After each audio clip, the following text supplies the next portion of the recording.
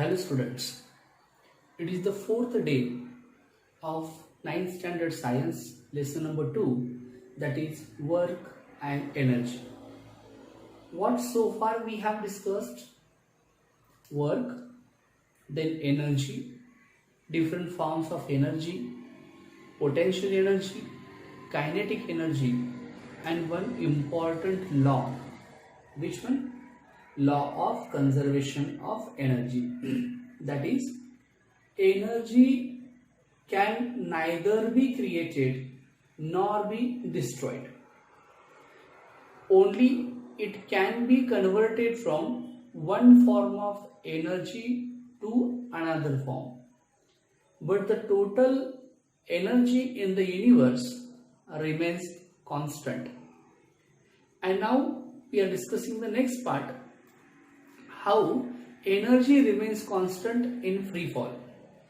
Before starting this one, let's discuss in detail what is meant by free fall. See here, when object, this is a surface level, and when object is raised in height h, so definitely what is that? Change in position. But when object is at this level, because of its heights, now it having the downward force, and that force is gravitational force that is exerted by earth on that object. If you are holding, suppose I am holding this pen here, why the pen remains constant here? Because I am applying force in upward direction. At the same time, one another force is working on this object, that is gravitational force, which is downward, and these forces are equal and opposite. I am pulling it up, earth is pulling it down, and force is constant or same, and so it remains here only. As soon as I will release this force, see here, the object is going to fall down. So as object is falling down, why? Because of this force of gravity. That means an object falling under the influence of gravitational force alone. Why alone we are discussing? Then it is called as a free fall or to be falling freely. See here, why free fall is not possible here? But when object is coming down because of force exerted by the earth under object, first frictional force is working in upward direction, and which is Buyon's force. Buoyant force is working on that object, that is upthrust. You will get more information about this in the next year, that is 10th standard. And as these two forces are acting on this object upward, free fall is not possible on the earth. Only consider when object is falling under the influence of gravitational force alone, then it is called as free fall. Now we are focusing on the next point. See, which is that one? When there is a free fall, is total energy remain same? This is the point we are discussing. See, this is a ground level, that is surface level. Now object has raised at height h, and when object is at point, that is height h, A is a position or point A, and when it is at point C, that is on the ground. Now see here, first of all we are going to consider what is the energies here at point A. So this is the first point we have to discuss. See here, first of all, what about the kinetic energy? Kinetic energy at point A. Kinetic energy is equal to 1/2 into m VA square. Why VA square? VA square means what? Velocity at point A. Now at point A, as this object is at rest position, this is 0, and so 1/2 into m into 0, and that is totally 0. That means object is at rest, so it do not having kinetic energy. So see here, kinetic energy is 0. Plus now we have to find what is potential energy, that is total energy. Now what is the total, that is what is the potential energy? Potential energy equal to m into g into h. That is the formula. Because mass of this object is m, acceleration due to gravity is g, and height is h, and so potential energy is equal to mgh. So what is total? Total energy is equal to, see here, plus here mgh. So 0 plus mgh, the final answer we are getting here, what, that is mgh is the final answer. This is the first situation. Now see, after this one we are discussing the second point.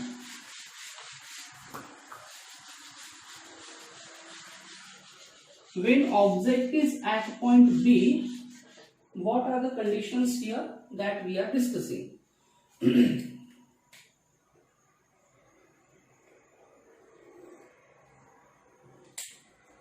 Total energy, second point,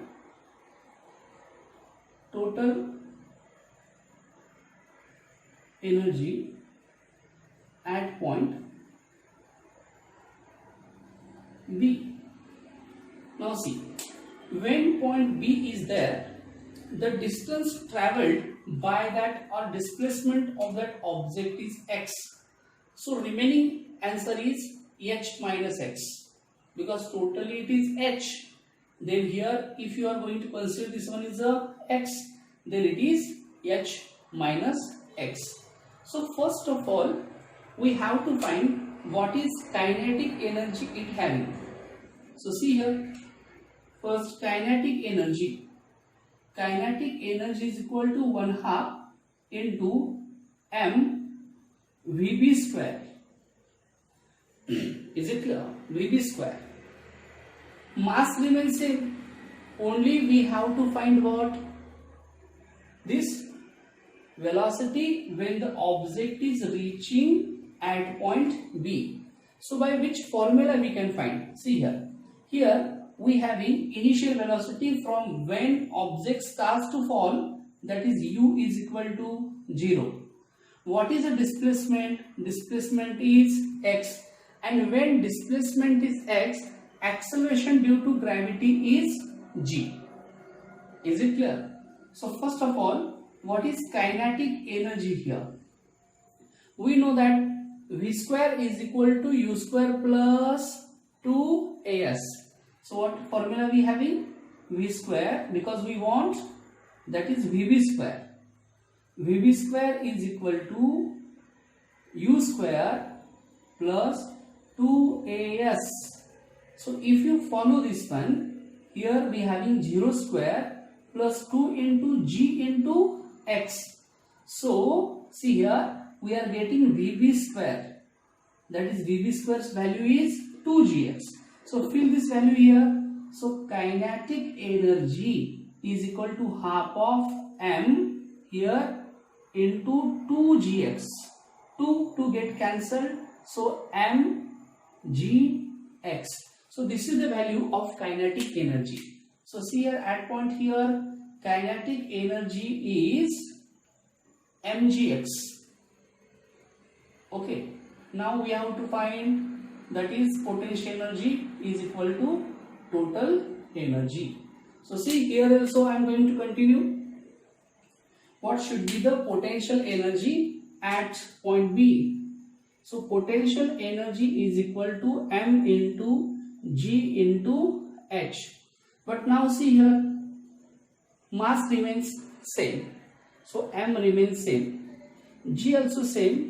But now we having h minus x. That much height remained or not? Because this much distance it has travelled. And so if you follow this one, that is mgh minus mgx.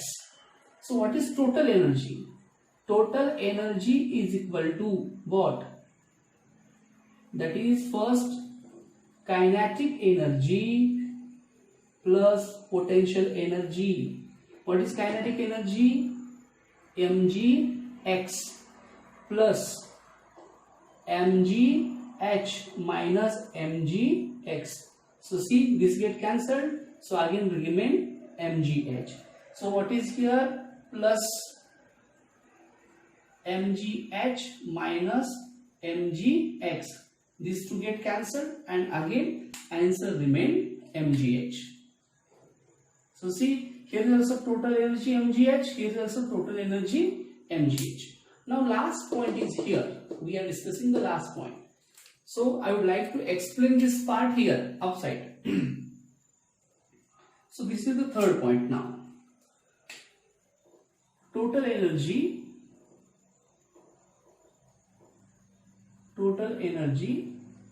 at point C.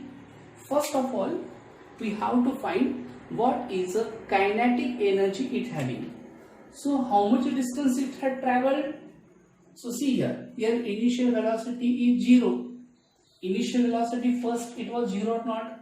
Then displacement is equal to h. That much object has displaced the distance or traveled the distance.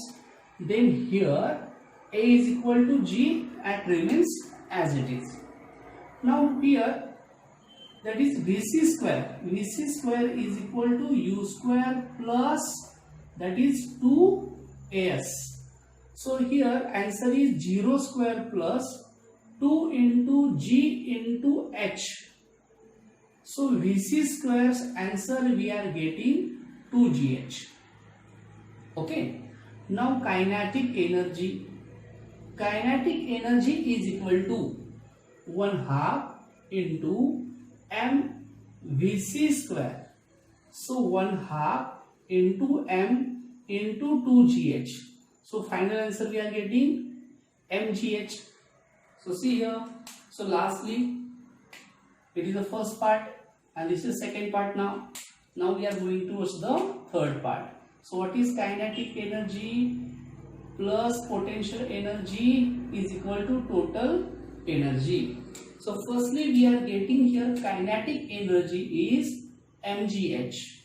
Now plus what is potential energy? We have to solve. See, I am solving here. So as object is at point h, when object is at point h, height is equal to 0. Sorry, when object is at point C, height is 0. So potential energy is equal to m into g into h, that is m into g into 0, and that remains 0. So what is total energy? Total energy is equal to which one? Kinetic energy plus potential energy. Kinetic energy is mgh and potential 0, so that remains mgh. So see here, plus 0 is equal to, finally we are getting here answer is mgh. So see once again, when object is at point A, kinetic energy is 0, potential energy is mgh, so it is mgh. Now when object is at point C, kinetic energy is mgh, potential energy is 0 because it having no height, so finally is mgh, and in between that total energy is also mgh. That means energy remains constant, only it is going to convert from potential to kinetic and kinetic to potential. After this we are discussing the new concept, that is power. See what is meant by power. The young man and the old man will not do the work at the same speed, that is same rate. The old person will take more time to complete the same task, but if the same task is done by the young person, he will complete that task little early than the old person. Then the speed of doing work is different.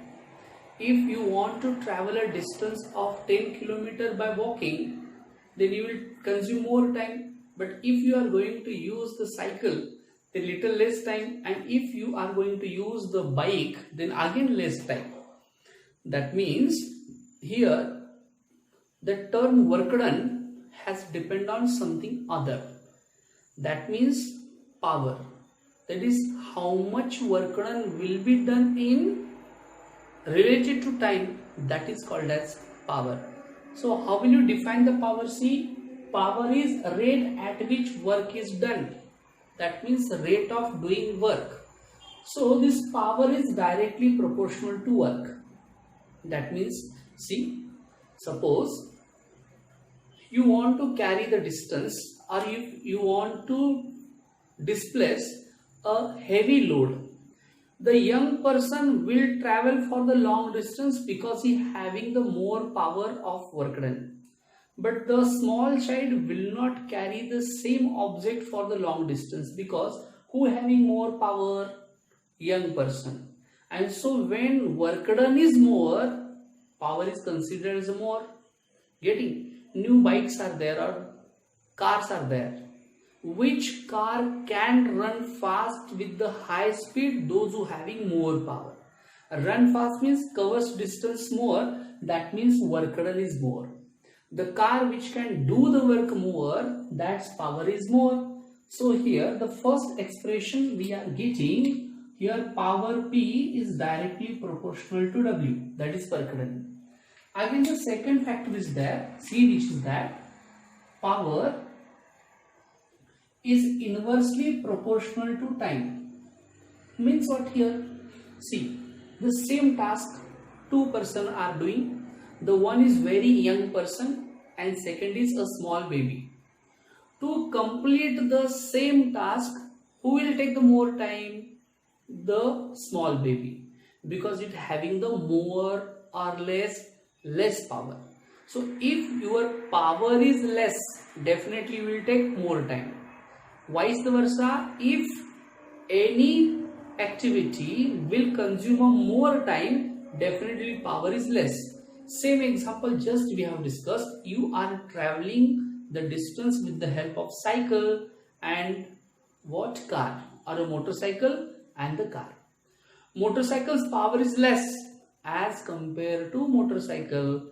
Car's power is more. So power more, car will take less time.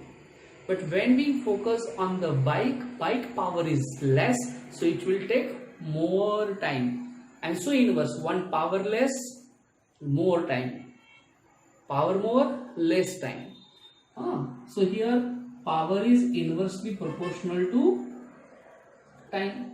So see here, when work is constant, inversely proportional to time, and when time is constant, inverse directly proportional to what? Work done. So here, like this one we can do. And if we are going to consider constant, that is W upon T. So what is here? Power is nothing but what? Work done upon time. So this formula we are getting. Okay. Now we are going to find the unit. See here, power is equal to W upon time. Power is measured in watts because he has invented.